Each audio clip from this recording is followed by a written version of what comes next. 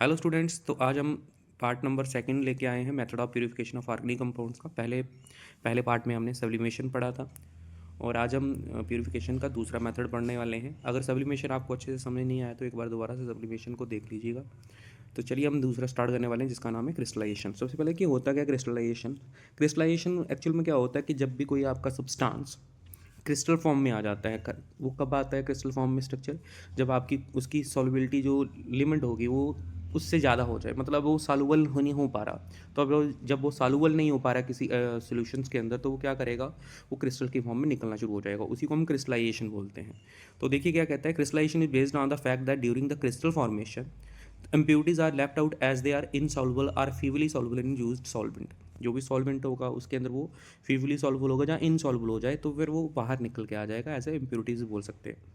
उसी को हम क्रिस्टलाइजेशन बोलते हैं।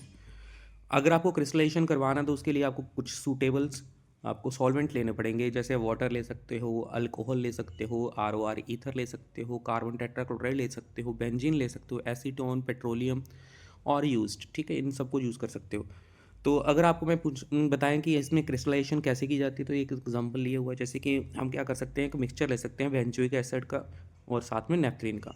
तो बेंजोइक एसिड और नेफ्थलीन को जब हम सेपरेट कर सकते हैं तो कैसे करेंगे, इनको हम थोड़ा सा गर्म पानी में डाल देंगे, hot water in which only benzoic acid dissolve, जिसमें क्या हो जाएगा, बेंजोइक एसिड डिजॉल्व हो जाएगा और जो आपका नेफ्थलीन होगा वो क्रिस्टल की फॉर्म में बाहर निकल आएगा, क्रिस्टलाइजेशन हो जाएगी उसकी। दूसरा एक एग्जांपल और लिखा हुआ है, impurities of common salt in sugar. अगर आपको कॉमन साल्ट शुगर के अंदर मिल गया तो उसको कैसे हम सेपरेट कर सकते हैं। तो impurities of common salt in sugar can be removed by hot ethanol. Ethanol में उसमें डाल तो उसमें क्या होगा, शुगर डिजॉल्व हो जाएगी इथेनॉल के अंदर और वहीं पे आपका सॉल्ट जो होगा वो क्रिस्टल की फॉर्म में निकल जाएगा। तो इस मेथड को हम बोल सकते हैं क्रिस्टलाइजेशन।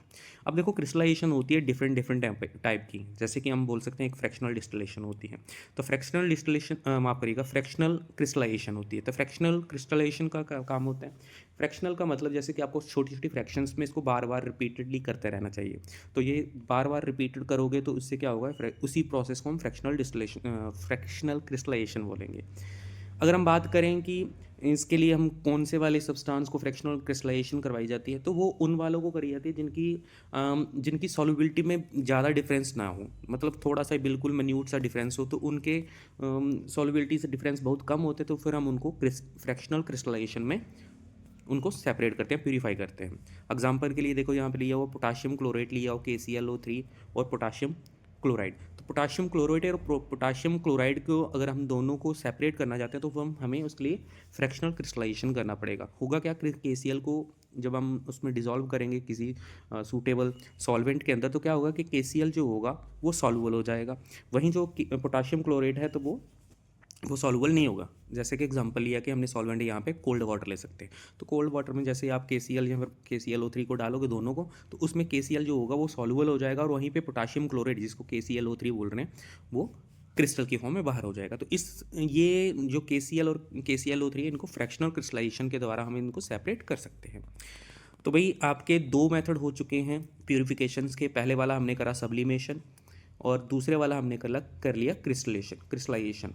अब तीसरा जो है वो हम करेंगे डिस्टिलेशन। तो डिस्टिलेशन को क्या करना है, कैसे करना है, तो इसको हम नेक्स्ट वीडियो में देखने वाले हैं।